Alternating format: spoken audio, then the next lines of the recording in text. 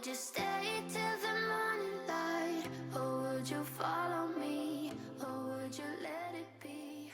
Hey y'all, welcome back to my channel. Today we are going to make a cheesy chicken broccoli rice casserole. Now there is one I believe on my channel from a long time ago. It's one that I always do with my kids that's kind of just my little throw together standby, but this one is an actual recipe off the internet that I'm going to do.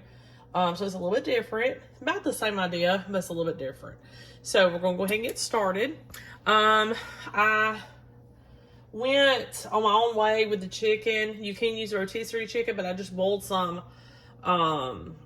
chicken breasts, and I'm just going to add the seasoning that the recipe calls for into this actual mixture here. So I'm not going to... You could have tossed it with the cooked chicken if you wanted to. If you use rotisserie, you don't have to use the seasoning at all. Okay, so, and of course you can use leftover chicken. It's not a big deal. So right now what I'm working on is the gravy portion. You're going to need 2 cans of cream of chicken soup and 1 can of cream of mushroom soup. And I've already got this on low. I'm going to add 1/2 cup of heavy cream. And basically we're going to make like the gravy or sauce part. So just going to kind of get this warmed up because we have to add cheese to it. And that'll become our cheese sauce. Okay.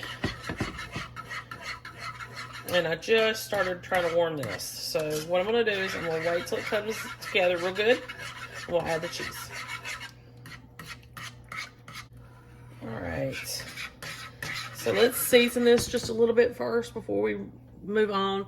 I'm not going to put salt in it, but I am going to put some pepper and a little bit of onion powder. The recipe called for seasoned salt, garlic powder, onion powder, and pepper. I don't want to use a lot of salt because obviously, and this is low sodium soup. Because those soups have a lot of sodium in them anyway. So I'm not going to do that. And onion powder will help season it, but I don't want to overly onion it. And I don't want to overly pepper it. So I just put in what I felt like was enough. The recipe calls for like a teaspoon of each. So I kind of just did it to my own specifications. And you can do that too. Just take into account how much salt is in this. And you probably don't want to add as much, okay? All right, I'm going to go ahead and add 2 cups of cheddar cheese. The recipe calls for Colby Jack, but I don't know why, but I think my town is like got a shortage or something. So I'm actually just going to put 1.5 cups because we have 3 cups total in this, and I want to do the other 1.5 cups for the top.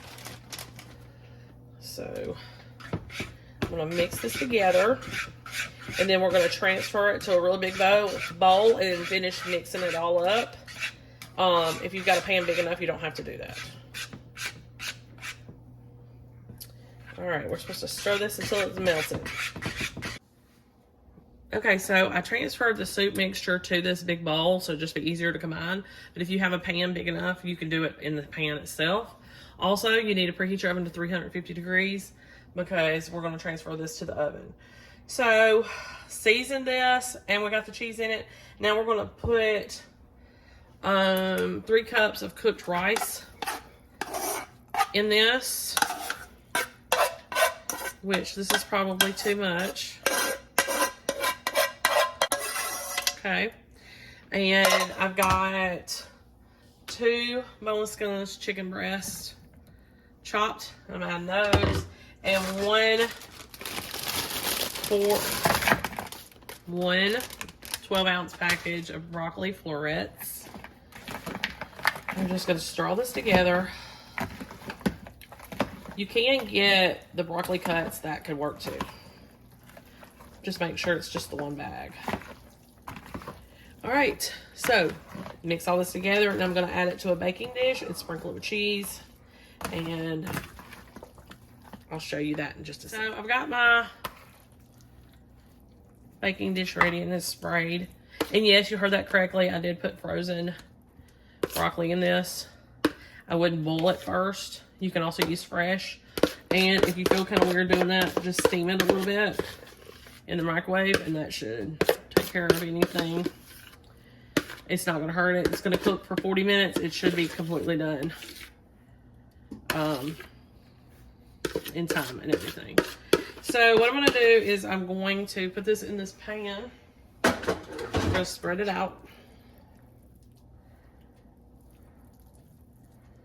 And we're going to put our cheese on it. And we're going to cover it with foil. So we need 1.5 cups. And like I said, I use cheddar instead of Colby Jack. But you probably use anything, honestly. We're going to do 1.5 cups on top. Another cup's worth. There we go. All right, and 9x13 pan. We put the cheese on it, cover with foil, bake for 30 to 40 minutes at 350 degrees. And we're done. If it seems like it's not getting done enough on top, just take the foil off for the last 5 or 10 minutes and carefully watch it. I'll be back here with the finished product. Okay, y'all, this is it. Finished product. Really good comfort food. And it doesn't take long at all. Stick it in the oven, forget about it, go back 40 minutes, take it out. I had to take the foil off to let it kind of brown a little bit on top. That's it. It's real easy, and it's usually picky eater friendly. Make sure you like and subscribe. I'll see you next time. Hey y'all, welcome back to my channel. Today we're going to make a real easy oven meal. It's smothered chicken and potatoes. You need to take a couple of potatoes. If you don't want to leave the skins on, go ahead and peel those. Cut them into big chunks like these are. Put a little bit of olive oil on them, salt and pepper. Put them in the oven for about 20 minutes, 400 degrees. And that'll soften them just a fork tender. Then you're going to add some cooked chicken. It can be rotisserie or leftover.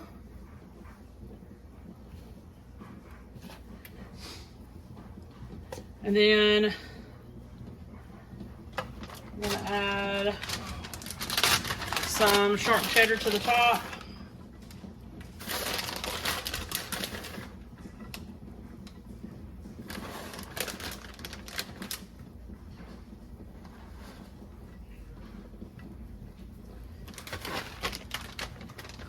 And you can either cook and crumble some bacon, or you can use some real bacon pieces. Sprinkle that on top, then set it back in the oven and long enough for it to melt the cheese. And I'll show you what that looks like when it comes out. Okay, y'all, so this is the finished product. It takes really no time at all.